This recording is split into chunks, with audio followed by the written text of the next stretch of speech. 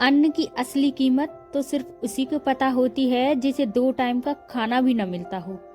हमारे में से कई सारे लोग खाने को थाली में ही ऐसे ही छोड़ देते होंगे, लेकिन उसकी असली कीमत वही करता है जिसे वह बड़ी मुश्किल से मिलता हो।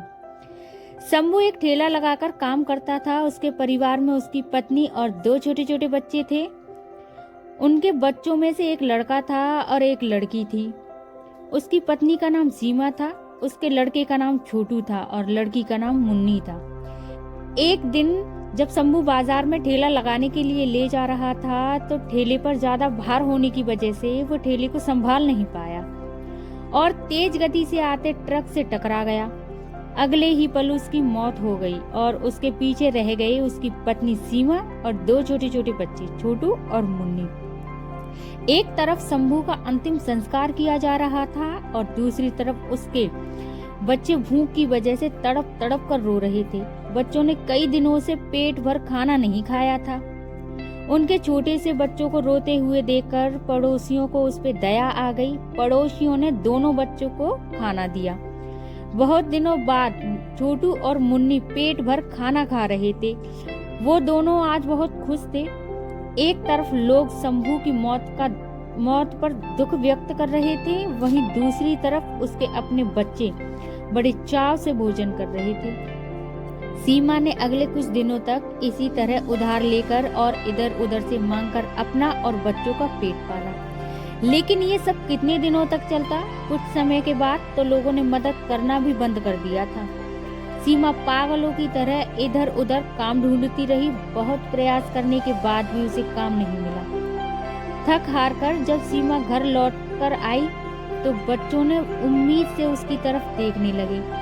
छोटू अपनी तुतली सी आवाज से बोला, क्या लाई हो माँ? जल्दी से मुझे खिला दो, मुझे बहुत भूख लगी है। छोटू की बात सुनकर सीमा रो पड़ी और उसी के साथ दोनों बच्चे समझ गए कि माँ के पास कुछ भी नहीं है। एक पल के लिए अजीब सा सन्नाटा छा गया। फिर मुन्नी बोली, माँ ये छोटू कब मरेगा? माँ ने कहा, तू पागल हो गई है, ऐसा क्यों बोल रही है? माँ ने उसे डांटते हुए कहा। तभी मुन्नी ने कहा, माँ जब पापा मरे थे तो उस दिन हम लोगों को पेट भर खाना मिला था। छोटू मरेगा तो फिर खाना आएगा ना? मुन्नी की बातें सुनकर माँ की आंखें फटी की फटी रह गईं। उसके पास मुन्नी की बात का कोई जवाब नहीं था। ये सिर्फ कहानी ही नहीं है, लेकिन ये दुनिया के करोड़ों लोगों की हकीकत है। थोड़ा इस बात पर गौर कीजिए, जिस खाने को हम थाली में ऐसे ही छोड़ देते हैं उसकी कीमत को समझिए। बचपन से ही हमें अन्न का आदर करना और उसका महत्व सिखाया जाता है, लेकिन हमने कभी असल भूख नहीं देखी होती, इसीलिए हम उसका आदर करना नहीं सीखते। एक दिन, बस सिर्फ एक दिन भूखा रहकर देखिए और आप करोड़ों लोगों का दर्द समझ जाएंगे।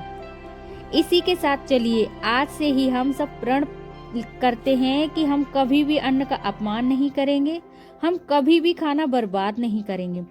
चलिए अन्न को बचाएं और ऐसे लोगों तक पहुंचाने का प्रयास करें जिन्हें इनकी सचमुच जरूरत है। तो मैं आप सबसे अगली कहानी पर मिलती हूँ और ऐसी ही दिलचस्प कहानियाँ देखने के लिए हमारे स्टोरीज वर्ल्ड चैनल को सब्सक्राइब करें, लाइक करें, कमेंट करें और ज़्यादा से ज़्यादा शेयर करें।